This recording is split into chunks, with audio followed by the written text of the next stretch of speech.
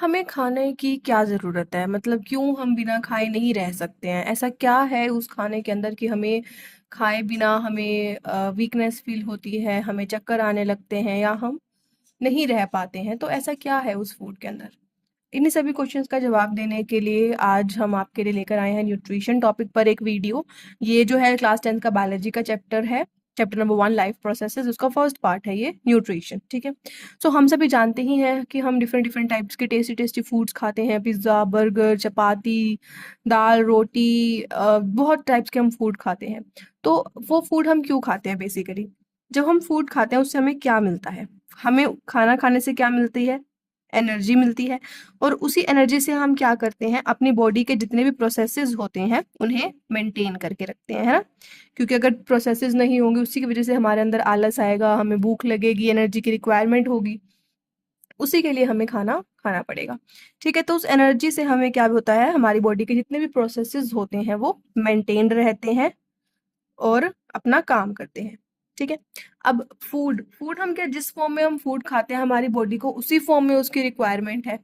नहीं, क्योंकि हम तो बहुत वैरायटी के फूड खाते हैं। बेसिकली फूड हम हमारी बॉडी को क्यों चाहिए? हमारी बॉडी को फूड से क्या मिलते हैं? विटामिन्स मिलते हैं, मिनरल्स मिलते हैं, मतलब इस तरह के सब्सटेंसेस मिलते हैं जो हमारी बॉडी को चाहिए होते हैं। तो फूड का रिक्वायरमेंट क्या है बेसिकली? विटामिन्स, मिनरल्स, कार्बोहाइड्रेट्स, इन सभी की नीड को कंप्लीट करना। ठीक है। So energy from food is essential for maintaining the life processes, for maintaining order in the body, supporting the growth and development and the synthesis of necessary substances। जो चीजें बनानी है बॉडी को वो भी वो बना सकता है एनर्जी की हेल्प से। ठीक है। अब मेन बात क्या आती है, मेन क्वेश्चन यहाँ पर अराइज होता है कि लिविंग ऑर्गेनिज्म जो है वो अपना खाना उनको मिलता कैसे है? How do living organisms get their food? जो लिविंग ऑर्गेनिजम्स हैं उनको उनका खाना मिलता कैसे है? How do they get their food? ये है हमारा मेन क्वेश्चन। ठीक है। अब हमें पता है कि जितने भी ऑर्गेनिजम्स होते हैं वो अपना न्यूट्रिशन अलग अलग फॉर्म्स में ऑब्टेन करते हैं। जैसे बेसिकली अगर हम ऑर्गेनिजम्स को क्लासिफाई करें, ऑर्गेनिजम्स को अगर हम क्लासिफाई करें तो वो दो टाइप्स के हो सकते हैं। एक होते हैं ऑटोट्रॉफ्स, एक होते हैं ऑटोट्रॉफ्स और एक हो सकते हैं हेटरोट्रॉफ्स। बेसिक डिफरेंस तो मैं मान के चल रही हूँ आप सभी को पता ही है। ठीक है। ऑटोट्रॉफ्स क्या करते हैं? ऑटोट्रॉफ्स जो है वो अपना खाना खुद बना सकते हैं। They can make their own food, they can make their own food. और इसके लिए इन्हें क्या रॉ मटेरियल चाहिए होता है? किस चीज से इनको एनर्जी मिलती है? Simple sources. They get energy from simple sources, जैसे कि CO2 है, वाटर है। ठीक है। और हेटरोट्रॉफ्स के अंदर क्या होता है कि ये कॉम्प्लेक्स चीजों से, अपनी कॉम्प्लेक्स सोर्सेज से एनर्जी ऑब्टेन करते हैं। कैसे? कॉम्प्लेक्स चीजों को सिंपल फॉर्म में कन्वर्ट करके, है ना? और ये इन्हें कन्वर्ट कैसे करते हैं? In the with the help of some enzymes, कुछ एंजाइम्स की हेल्प से ये इस प्रोसेस को कंप्लीट करते हैं। ठीक है। अब हेटरोट्रॉफ्स जो है वो किस पर रिलाय करते हैं अपने खाने के लिए? ऑटोट्रॉफ्स के ऊपर। क्यों? क्योंकि ऑटोट्रॉफ्स जो प्रोड्यूस करते हैं, प्लांट जो प्रोड्यूस करते हैं, सब्जी वगैरह, फ्रूट्स वगैरह जो भी हम खाते हैं, है ना, हेटरोट्रॉफ्स क्या करते हैं? उन्हीं को कंज्यूम करते हैं। तो हेटरोट्रॉफ्स जो है अपने सर्वाइवल के लिए किस पर रिलाय करते हैं? डिपेंडेंट है, ऑटोट्रॉफ्स के ऊपर डिपेंडेंट है ना? अब क्योंकि ऑटोट्रॉफ्स में क्या आ जाएंगे? ग्रीन प्लांट्स आ जाएंगे, फोटोसिंथेटिक बैक्टीरिया आ जाएगा कोई। ठीक है। हेटरोट्रॉफ्स के क्या एग्जांपल्स हो जाएंगे? सबसे बड़ा एग्जांपल आपको पता ही है, खुद को देखो, ह्यूमन बींग्स आर हेटरोट्रॉफ्स। और क्या एग्जांपल हो सकता है? एनिमल्स, ये भी एक एग्जांपल है।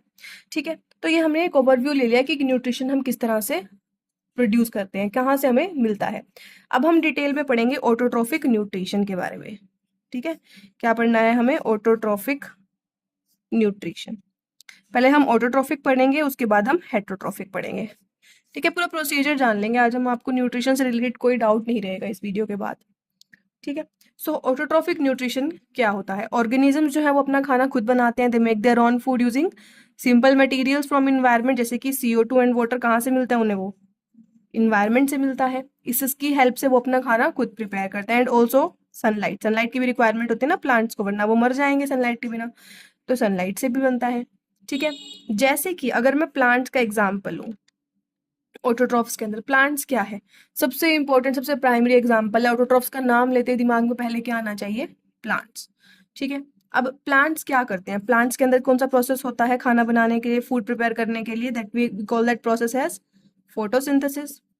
So plants undergo photosynthesis to convert CO2 and water in the presence of sunlight. किसकी प्रेजेंस में, सनलाइट की प्रेजेंस में they convert the CO2 and water into carbohydrates. ठीक है. अब वो कार्बोहाइड्रेट्स किसी भी फॉर्म में हो सकते हैं, ग्लूकोज सुक्रोज कोई भी फॉर्म हो सकती है. तो ये क्या होता है, ये फोटोसिंथेसिस का प्रोसेस होता है प्लांट्स के अंदर, जिससे वो अपना खाना खुद बना सकते हैं. ये प्रोसेस होता कहाँ है, लीव्स के अंदर होता है. और लीव्स में कौन सा पिगमेंट प्रेजेंट होता है जो हेल्प करता है, क्लोरोफिल. मतलब बेसिकली जो पूरा प्रोसेस हो रहा है वो हो कहाँ रहा है, क्लोरोफिल में हो रहा है. ठीक है. अब हम इसे थोड़ा सा बैलेंस कर देते हैं. 6CO2 प्लस 6 वाटर, कार्बोहाइड्रेट्स किस फॉर्म में, C6H12O6 बेसिक ग्लूकोज की फॉर्म में, प्लस क्या एलिमिनेट होगा, 6 ऑक्सीजन एलिमिनेट होगा. और 6 ऑक्सीजन के साथ साथ क्या एलिमिनेट होगा, 6 वाटर. तो ये एक बैलेंस्ड केमिकल इक्वेशन हो जाएगी. If someone ask you to write the chemical reaction for photosynthesis, you have to write this reaction. Okay, मैं इसको थोड़ा और क्लियरली लिख के दिखा देती हूँ आपको. Okay, so 6CO2, 6 carbon dioxide molecules, 6 molecules of water combine to form carbohydrates, basically glucose, plus 6 oxygen plus 6 water in the presence of chlorophyll and sunlight. ये बहुत इंपॉर्टेंट है, इसे मत भूल जाना. ठीक है. सो अब इसके अंदर जो कार्बोहाइड्रेट्स प्रोड्यूस होते हैं वो क्या काम करते हैं, they serve as an source of energy. These carbohydrates are the source of energy. ये है एनर्जी का सोर्स प्लांट्स के लिए. ठीक है. अब ये जो एनर्जी होती है, ये जरूरी थोड़ी है कि प्लांट्स को जितनी चाहिए वो उतनी बनाएगा. एक बार में जब धूप होती है दिन में जैसे, तो प्लांट अपना खाना बनाता है. क्या रात को धूप होती है, नहीं होती है. सनलाइट नहीं होती है रात को. तो रात को क्या होता है, रात को तो वो अपना खाना नहीं बना पाता. तो क्या वो रात को मर जाता है और सुबह फिर से जिंदा हो जाता है, ऐसा तो कुछ नहीं होता ना. सो अब ये जो सोर्स ऑफ एनर्जी है, इससे वो क्या करता है, बहुत सारा फूड प्रिपेयर कर लेता है. ठीक है. It prepares food in the presence of sunlight. और जो एक्सेस फूड होता है, जो एक्सेस फूड होता है, उसे प्लांट स्टोर कर लेता है in the form of starch. ठीक है. उसे क्या कर लेता है, प्लांट स्टोर कर लेता है in the form of starch, ताकि जब भी उसे जरूरत पड़े फ्यूचर में वो स्टार्च से एनर्जी को ले सके. ठीक है. ये चीज क्या इंडिकेट करे कि the plants have the ability to synthesize complex high energy organic compounds. क्या है ये कॉम्प्लेक्स कंपाउंड, ये ग्लूकोज, ये कार्बोहाइड्रेट, ये क्या है, कॉम्प्लेक्स सब्सटेंस है. किससे बनाया है, सिंपल सब्सटेंसेस से. तो इस प्रोसेस में हो क्या रहा है, सिंपल सब्सटेंसेस से क्या बन रहा है, कॉम्प्लेक्स सब्सटेंस प्रिपेयर किया है. और ये एबिलिटी जो है, ये एबिलिटी जो है, ये सिर्फ प्लांट्स के पास होती है. वरना हेटेरोट्रोफ्स क्या करते हैं, कॉम्प्लेक्स से सिंपल की तरफ मूव करते हैं, है ना. सो इस प्रोसेस से ये हमें दिखता है कि ऑटोट्रॉफ्स के पास एक ऐसी एबिलिटी है जिससे कि वो complex high energy organic compounds को बना सकते हैं बेसिक रॉ मटेरियल को यूज करके, जिसकी वजह से उनकी ग्रोथ भी होती है और वो सरवाइव कर पाते हैं. ठीक है. तो इसमें क्या हो रहा है, CO2 से with the help of light energy, है ना, सनलाइट से हमें क्या मिल रही है, लाइट एनर्जी मिल रही है. तो with the help of light energy and splitting of water occurs, इससे क्या बनती है, लाइट एनर्जी किस में कन्वर्ट हो रही है, केमिकल एनर्जी में कन्वर्ट होती है. और इससे हमें बनता है कार्बोहाइड्रेट. तो CO2 is basically converted into carbohydrate. ठीक है. अब इसके अंदर अगर आप देखोगे, आपने चैप्टर नंबर 1 के अंदर पढ़ा था ना ऑक्सीडेशन रिडक्शन, इसमें बताओ कौन सी रिएक्शन हो रही है, CO2 जो है वो कार्बोहाइड्रेट के अंदर कन्वर्ट हो रहा है. कौन सी रिएक्शन हो रही है इसके अंदर, ये क्या हो रहा है, ये क्या हो रहा है, रिड्यूस, रिडक्शन हो रही है इसके अंदर. ठीक है. So this is the process of photosynthesis that occurs in plants. अब ये तो ठीक है, हमने नॉर्मल प्लांट की बात करी, पर डेजर्ट प्लांट्स के केस में क्या होता है, डेजर्ट में तो धूप बहुत ज्यादा होती है, पानी बहुत कम होता है.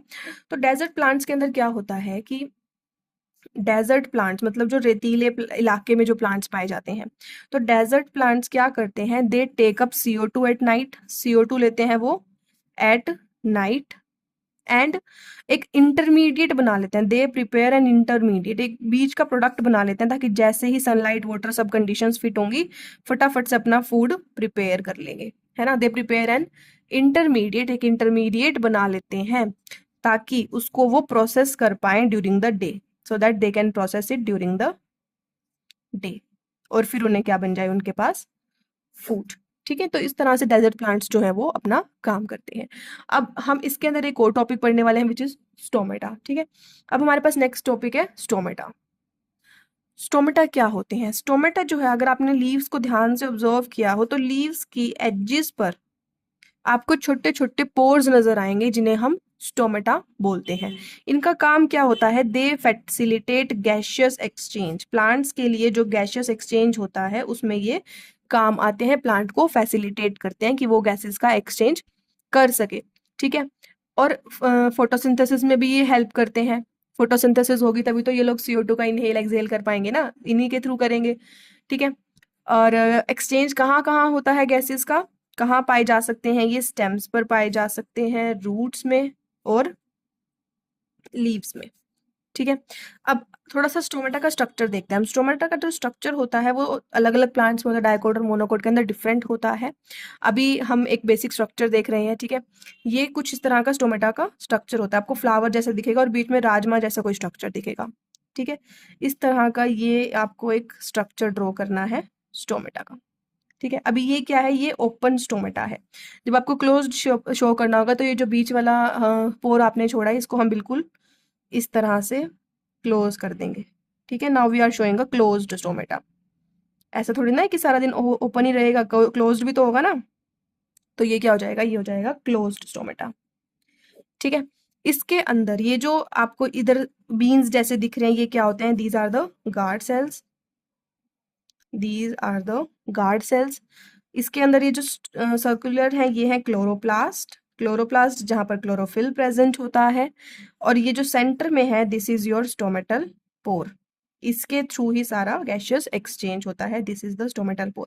सेम ही इसके अंदर भी मार्किंग्स रहेंगे तो आप इसमें भी सेम कर सकते हो। ठीक है। अब ये जो गार्ड सेल्स होते हैं ये इस स्टोमेटा की ओपनिंग और क्लोजिंग को कंट्रोल करते हैं। मतलब ये गार्ड सेल्स जाएंगे तो स्टोमेटा ओपन होगा, नहीं तो नहीं जाएंगे तो नहीं होगा। ठीक है। और ये किस पे डिपेंड करता है? ये डिपेंड करता है वाटर पे, कि वाटर की जैसी रिक्वायरमेंट होगी ना उसके हिसाब से ये लोग स्टोमेटा को ओपन या क्लोज करेंगे। ठीक है।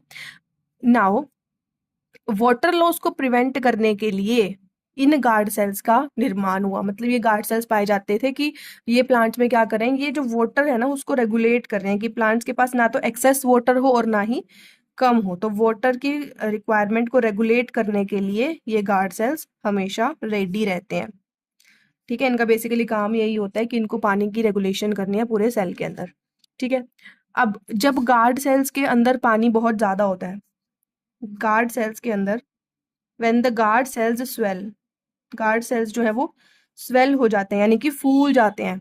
जब कब फूल जाते हैं? जब वाटर जो है वो इनके अंदर फ्लो करता है। Water flow into them, water flow into them. Water इनके अंदर जाएगा, गार्ड सेल्स फूल जाएंगे जिसकी वजह से क्या हो जाएगा? गार्ड सेल्स का पोर जो है वो क्या हो जाएगा? ओपन हो जाएगा। गार्ड सेल का पोर कैसे हो जाएगा? ओपन हो जाएगा। और सिमिलरली पोर क्लोज कब होगा? जब गार्ड सेल्स श्रिंक कर जाएंगे। ठीक है। गार्ड सेल्स स्वेल करेंगे तो पोर ओपन हो जाएगा, गार्ड सेल्स श्रिंक करेंगे तो पोर क्या हो जाएगा? क्लोज हो जाएगा। मतलब अब इसके अंदर पानी जो है वो फ्लो नहीं कर रहा है, गार्ड सेल्स क्लोज हो गए हैं। ठीक है।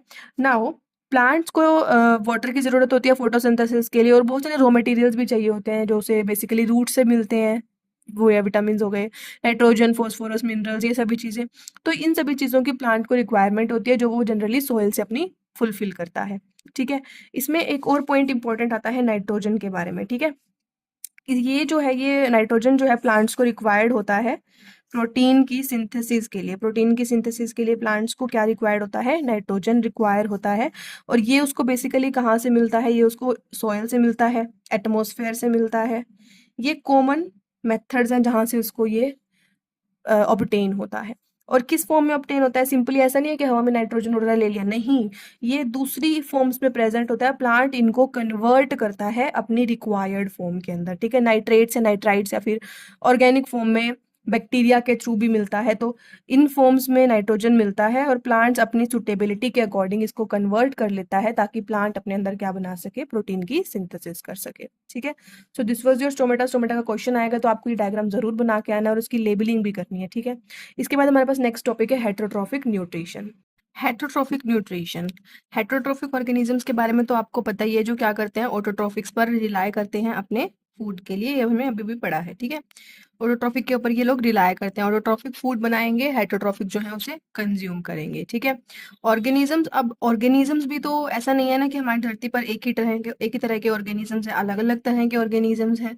तो ऑर्गेनिज्म टू ऑर्गेनिज्म जो डिमांड है वो वरी करती है। ऑर्गेनिज्म के जैसे जैसे ऑर्गेनिजम्स, अलग अलग ऑर्गेनिजम्स होते हैं, उनका जो फूड की रिक्वायरमेंट है वो भी अलग अलग होती है। जैसे कुछ अगर हम एनिमल्स की बात करें कुछ अगर हम एनिमल्स की बात करें तो वो क्या करते हैं, दूसरे एनिमल्स पर फीड करते हैं, है ना। The animals that feed on other animals. अब वो जो दूसरे एनिमल्स होते हैं वो कैसे हो सकते हैं, मूविंग हो सकते हैं, है ना, चलते हैं ना, जैसे कि कोई भी एनिमल का आप एग्जांपल ले लो। और कुछ ऐसे होते हैं जो सिर्फ ग्रास खाते हैं। अब ग्रास तो नहीं चल रही ना, स्टेशनरी है वो तो, है ना, ग्रास एक स्टेशनरी ऑब्जेक्ट है, फूड है एनिमल्स के लिए। तो एनिमल्स की रिक्वायरमेंट के बेसिस पर, उनकी जो फूड की रिक्वायरमेंट है उसके बेसिस पर एनिमल्स जो हैं उनको अलग अलग तरह के तरीके अपनाने पड़ते हैं फूड को गेन करने के लिए। क्योंकि अगर कोई एनिमल है वो भाग रहा है तो उसको थोड़ा, मतलब प्रीडेटर की फॉर्म में वो फूड को कंज्यूम करेगा, तो अलग अलग मेथड्स होते हैं, बहुत सारी स्ट्रेटजीज जो है एनिमल्स अपनाते हैं ताकि वो फूड को पकड़ सके और उसे खा सकते हैं। अब कुछ ऑर्गेनिज्म जो है, एनिमल्स भी दो तरह के होते हैं, देखो। ऐसे कुछ एनिमल्स होते हैं जो आउटसाइड बॉडी फूड को ब्रेक करते हैं, मतलब पहले तो बाहरी खाना को ब्रेक करेंगे और उसके बाद उसको कंज्यूम करेंगे। मतलब outside body they will break their food and then consume it. And some animals break the food inside the body, they break the food inside the body, means they will first consume the food and then they will break it into inside the body, like human beings usually we can say as an example. Now outside body के अगर हम examples की बात करें तो जैसे कि bread mould है। ब्रेड माउल्ड क्या करता है, पहले अगर ब्रेड पर लगे तो पहले ब्रेड के सब्सटेंसेस को ब्रेक करेगा और उसके बाद उसको कंज्यूम करेगा, है ना। ब्रेड माउल्ड हो गया, या फिर आप ईस्ट की बात करो, और यू कैन से मशरूम्स हैं। ये सभी ऐसी स्पीशीज हैं जो बॉडी के बाहर ही फूड को ब्रेक करते हैं और उसके बाद उसे कंज्यूम करते हैं। इनसाइड के लिए तो सबसे बड़ा एग्जांपल है ही आपके पास एनिमल्स। एनिमल्स क्या करते हैं, फूड को खाते हैं और फिर अंदर उनके बॉडी के अंदर ही वो फूड जो है वो ब्रेक डाउन होता है इनटू सिंपलर फॉर्म, ठीक है। अभी हमने बात करी है कि किस तरह की फूड हैबिट्स होती हैं, किस तरह से वो फूड को ब्रेक करते हैं। अब हम बात करें कि how do organisms obtain their nutrition. How do organisms obtain their nutrition, उनको ये न्यूट्रिशन मिलता कैसे है, how do organisms obtain their nutrition, ठीक है। अगर हम इस टॉपिक में बात करें तो सबसे पहले तो बहुत सारे डिफरेंट डिफरेंट ऑर्गेनिजम्स होते हैं और बहुत सभी ऑर्गेनिजम्स का जो डाइजेस्टिव सिस्टम होता है वो अलग होता है ना। इतना तो आपको पता ही है ना, हर एक का डाइजेस्टिव सिस्टम अलग होता है, किसी के अंदर कौन से पार्ट्स होते हैं, किसी में कौन से पार्ट होते हैं, चूइंग का, ऑब्जॉर्प्शन का प्रोसेस अलग होता है। तो अगर हम बेसिकली पहले सिंगल सेल्ड ऑर्गेनिजम्स की बात करें तो सिंगल सेल्ड ऑर्गेनिजम्स के केस में हमने पढ़ा था कि इनकी जो बॉडी होती है वो आउटसाइड इन्वायरमेंट से कांटेक्ट में होती है, जिसके थ्रू ये डिफ्यूजन के थ्रू, सिंपल डिफ्यूजन के थ्रू जो है अपने सारे प्रोसेसेस को कंप्लीट कर सकते हैं। ये हमने सिंगल सेल्ड ऑर्गेनिजम्स की बात की है, ठीक है। फूड जो है वो पूरे एंटायर सरफेस, मतलब अगर सपोज करो ये ग्रास है, इसको इसे ईट करना है तो ये क्या करेगा, अपने पूरा सरफेस, जहां जहां इसका सरफेस होगा वहां से ये फूड को इंजेस्ट कर सकता है, ठीक है। तो ये कैरेक्टरिस्टिक होता है सिंगल सेल्ड ऑर्गेनिजम्स का, ठीक है। इसके अंदर ही हम पहला एग्जाम्पल देख लेते हैं अमीबा का। अमीबा के केस में क्या होता है, तो अमीबा आपको पता ही है कि फूड को टेम्परेरी फिंगर लाइक प्रोजेक्शंस के थ्रू वो इंजेस्ट करता है। अमीबा का अगर आप स्ट्रक्चर देखोगे तो इस तरह का कुछ स्ट्रक्चर होता है और सेंटर में क्या होता है, न्यूक्लियस होता है, ठीक है। अब जैसे this is the food particle, we are supposing that this is the food particle, तो ये क्या करता है, अपनी बॉडी को इस तरह से मेंटेन कर लेता है कि इस फूड को खाने के लिए तैयार हो जाए। मतलब जैसे अभी ये नॉर्मल स्ट्रक्चर है, suppose this is the food, तो ये अमीबा क्या करेगा, इस तरह से प्रोजेक्शंस बना लेगा अपनी बॉडी की, फिंगर लाइक प्रोजेक्शंस, और उसके बाद धीरे धीरे क्या करेगा, ये इस तरह से बड़ा होता जाएगा, इनकी प्रोजेक्शंस, और ये इस खाने को खा लेगा, अपने अंदर कंज्यूम कर लेगा, इनगल्फ कर लेगा। अमीबा के केस में कुछ इस तरह से आप डायग्राम ड्रॉ करके आओगे जब भी आपको अमीबा से रिलेटेड कोई भी क्वेश्चन आएगा, ठीक है। This is the structure of amoeba. Amoeba species का इस तरह का स्ट्रक्चर होता है, ठीक है। वो क्या करता है, जब उसको कोई भी फूड पार्टिकल नजर आता है, इसमें इस स्ट्रक्चर के अंदर ये क्या है, this is the nucleus, this is the food particle, ठीक है। तो जब भी इसको कोई फूड पार्टिकल नजर आता है तो इस तरह से फिंगर लाइक प्रोजेक्शंस अपनी जनरेट करता है फूड के आसपास, और फिर ये फिंगर लाइक प्रोजेक्शंस जो हैं ये बड़ी होती रहती हैं, फूड को अपने अंदर इंजेस्ट कर लेती है, और फाइनली ये बॉडी से एब्जॉर्ब हो जाता है और फिर स्ट्रक्चर वापस पहले के जैसा। ठीक है, तो ये क्या होगा, nutrition in amoeba. This question will come as define nutrition in amoeba. ठीक है, उसके अंदर आपको डायग्राम भी ड्रॉ करना है और उसके बाद आपको एक्सप्लेन भी करना है। ठीक है, it ingest amoeba ingest food through temporary finger like projections that fuse to form a food vacuole. ये जो अंदर स्पेस बना है, स्पेस को हम क्या बोलेंगे, फूड वैक्यूल। इधर मैं लेबल भी कर देती हूँ इसको, this is the food vacuole. ठीक है, so it will form a food vacuole. Now the complex substances will be broken down, this complex substance will be broken down into simpler form inside this food vacuole and absorption will take place into cytoplasm। Cytoplasm में जाकर ये absorb हो जाएगा। अब जो वही है, जो अनडाइजेस्टेड मैटर रह जाएगा, अनडाइजेस्टेड मटेरियल, सिंपल डिफ्यूजन होती है इन ऑर्गेनिजम्स के अंदर, तो अनडाइजेस्टेड मटेरियल जो है वो एक्सपेल्ड आउट हो जाएगा through the body, will be expelled out of the cell, इस सेल के बाहर निकाल दिया जाएगा अनडाइजेस्टेड मटेरियल। ठीक है, so this was about amoeba. Next we have is paramecium. एक और एग्जांपल हम पढ़ रहे हैं, पैरामीशियम। पैरामीशियम जो है वो भी यूनिसेल्युलर होता है। पैरामीशियम इज ऑल्सो यूनिसेल्युलर और you can say single celled organism. Paramecium के अंदर क्या होता है, अब सेल्स जो है उनकी भी डेफिनेट शेप होती है, और फूड जो है वो स्पेसिफिक जगह पर ही लिया जाता है। ठीक है, फूड अब उस स्पॉट से मूव करता है, किस तरह से, पैरामीशियम के अंदर जो है सीलिया प्रेजेंट होते हैं। Suppose this is the body of paramecium, तो इस तरह से कुछ सीलिया प्रेजेंट होते हैं बॉडी के ऊपर, जो क्या करते हैं, इसको हेल्प करते हैं मूवमेंट में, that help it to move. ठीक है, मूवमेंट में ये हेल्प करते हैं। तो food is moved to this spot by movement of cilia which cover the entire surface of the cell. पूरे सेल के सरफेस के ऊपर सीलिया प्रेजेंट होते हैं। ठीक है, so this was the nutrition in amoeba and paramecium. ठीक है, न्यूट्रिशन इन ह्यूमन बींग्स जो है वो एक सेपरेट टॉपिक है, काफी बड़ा टॉपिक है, तो उसको हम एक सेपरेट वीडियो के अंदर कवर करेंगे, न्यूट्रिशन इन ह्यूमन बींग्स। ठीक है, एंड अगर अभी आपको अब तक कोई भी डाउट है तो आप मुझसे कमेंट करके पूछ सकते हैं। And if you haven't subscribed the channel, please do subscribe the channel, and don't